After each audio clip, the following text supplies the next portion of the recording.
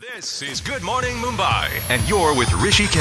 Radio 1. Well, this is as interesting as it gets. My guest this morning is Dr. Seema Rao, India's only woman trainer in close quarter battle for Indian forces. Dr. Seema Rao, welcome to the show. Hi Rishi, thanks a lot. I'd like to tell all the women, who are traveling and who are exposed to threats would be prevention is better than cure. For example, if you're traveling in skimpy clothes in public transport or you're walking on the streets in skimpy clothes, then you're asking for trouble. Well, if you're traveling in your own vehicle, no problem, you can do that. The second thing would be don't neck around or do things like that in public places or open areas, because that's again asking for trouble. People who see you will probably try to corner you and get you into a mess.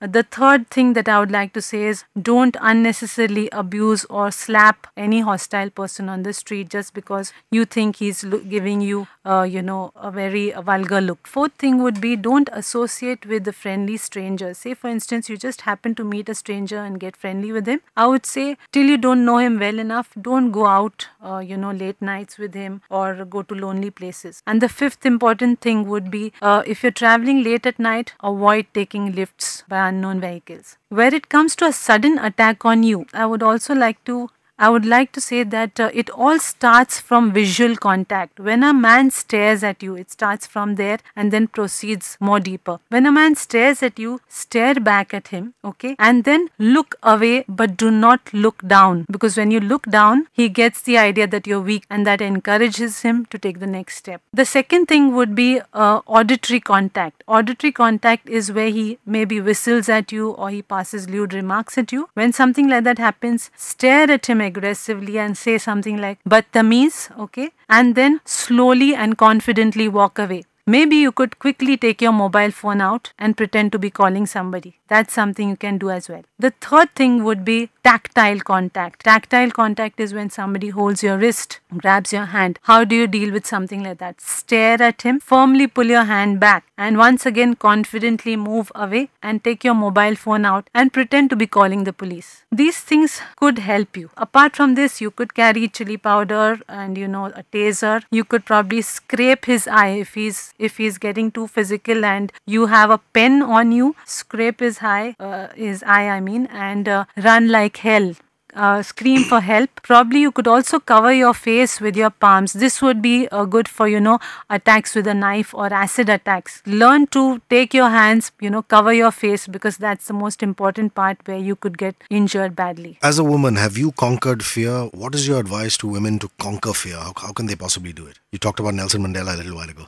Well, like I told you that fear is an essential part. I have been afraid many times. I mean, everybody is afraid at some times. But awareness is very important, I would say. And stay away from trouble. Prevention is better than cure. So stay away from trouble. If you're in trouble, use your head, use your presence of mind. Okay, don't offend unnecessarily, but if you need to, try to back it up. Like I said, the 3 B's: bluff, barter, bolt, battle. And carry some taser on you. Maybe that'll help. In conversation with Dr. Seema Rao, up ahead, we're going to find out how she's so fit and lean, and also a bit about her marathon training. Don't go anywhere. 94.3 Radio 1. This is Good Morning Mumbai, and you're with Rishi K. Radio 1.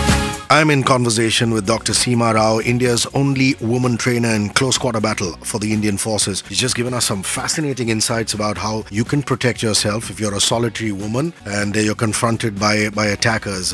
Incidents of those kind of crimes obviously increasing on a day-to-day basis here. I'm just curious to know, how do you keep so fit and lean? Little birdie told me you're 44 years of age. You don't look it from any angle. So you got to share the secrets of that.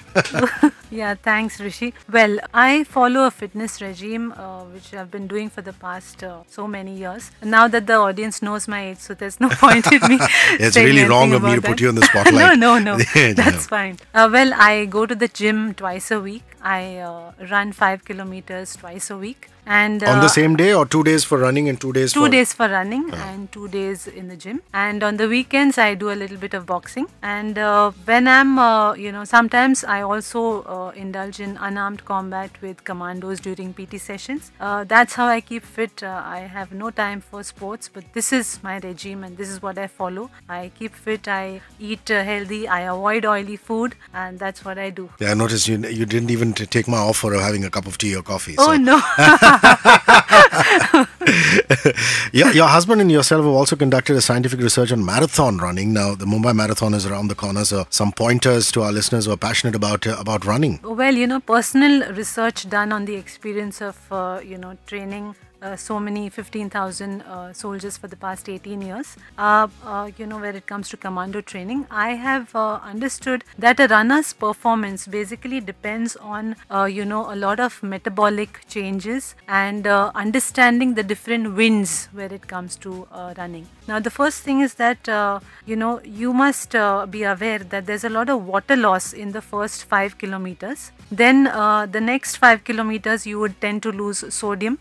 Beyond that, you would tend to lose potassium, and then 20 kilometers onwards, you would lose calcium. So these are the 4, things that you lose when you run. What you must do is, apart from the electrolytes that are supplied to you during the marathon, I would advise you also to carry on you a ball of jaggery for the potassium, a cheese cube for the calcium, and some salt, which is the usual table salt. You must also understand what the different winds are. I won't go into this into the technical matters in detail, but to just describe to you the first and the second wind is what I'm going to do. The first wind is experienced usually till the first 10 kilometers of running. What you experience is pain in the abdomen or abdominal cramps. When this happens to you, you must understand it's because of your diaphragm, which is moving up and down because of the running, because you're breathing. A simple thing that you could do is exhale, okay, and then hold your breath. Do this for a few steps of the run and then again repeat. So once you do that, what you're doing is you're resting your diaphragm muscles, so the pain will go off. The second thing that you can do is the second wind, how to overcome that is, this is caused usually by the hypoxia, that's the lesser oxygen in your blood, to which the only thing that you could do is take a deep breath in and hold your breath. So breathe in, one long breath, hold it for as long as you can, exhale, and then repeat this process. Now what you're doing is you're actually consuming as much oxygen as is possible with every breath. So this is some of the things that you need to know. Otherwise, it's a pretty long subject. Otherwise, if my listeners want to know more about the activities of the UCCA and if they were to enlist, how can they do so? Well, you really can't enlist in the UCCA, but you can join the civil chapter. The UCCA membership is open only for defense personnel, retired defense personnel, basically from the armed forces who have a special interest in and skill in close quarter battle. Those who deserve to do modernization of close quarter battle without any compensation. But otherwise, if you wish to do a course, you could enlist in Academy of Combat Fitness, and you could do a self-defense course with us, or you could do the Bruce Lee JKD course, which is the Art and Philosophy of Life. You could give out the email ID or the website where they can go. Yeah, surely. You could contact 9820496752 or send us an email on info, that's info at jkdindia.com. Up ahead, the last leg of conversation with Dr. Seema Rao, the pioneer of modern CQB training, close quarter battle training for the Indian forces. Don't go anywhere. 94.3 Radio 1. This is Good Morning Mumbai, and you're with Rishi K. Radio 1. Dr. Seema Rao is here with me. She's talked about self-defense. She's talked about CQB, close quarter battle.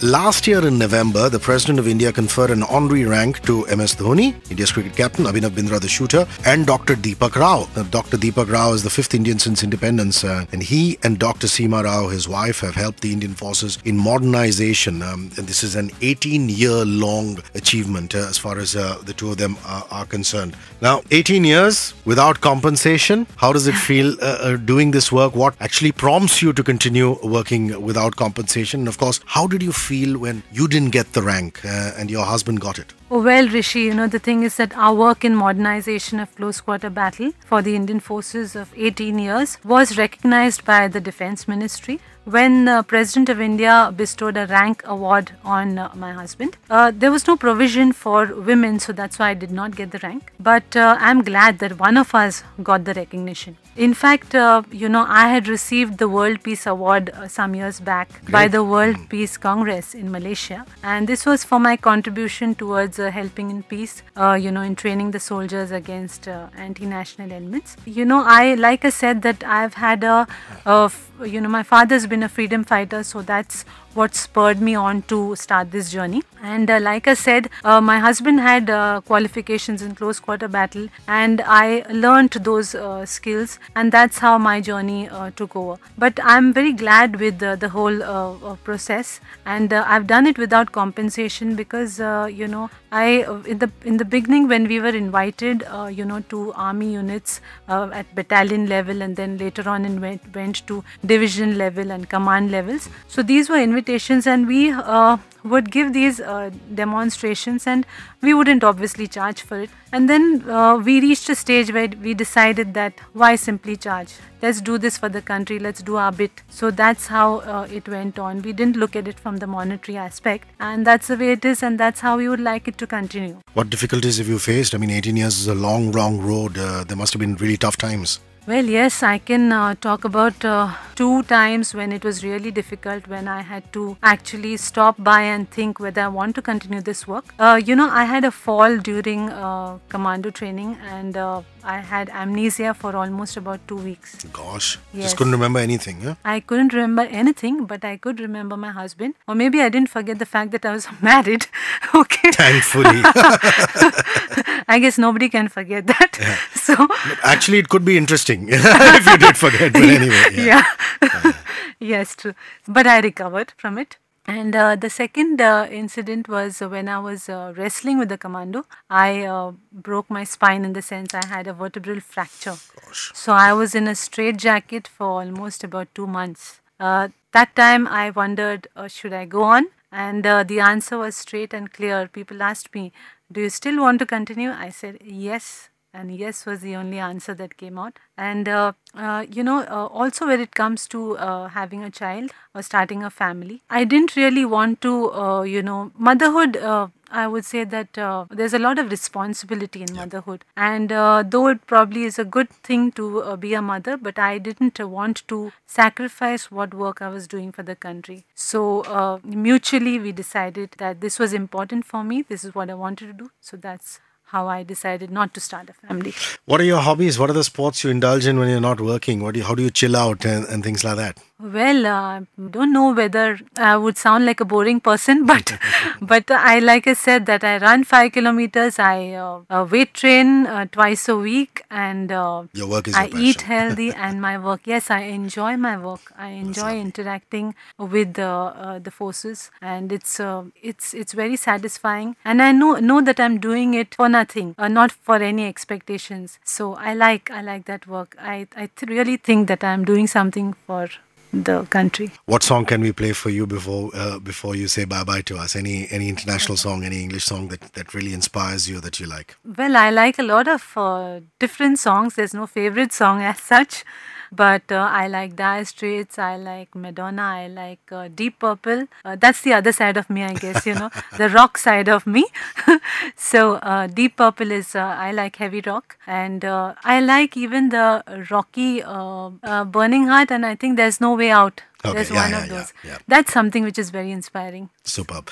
Dr. Seema Rao, thank you so much for your time, and thank you for your patience for coming here and spending time with us. It was fun being on your show. Thank you so much.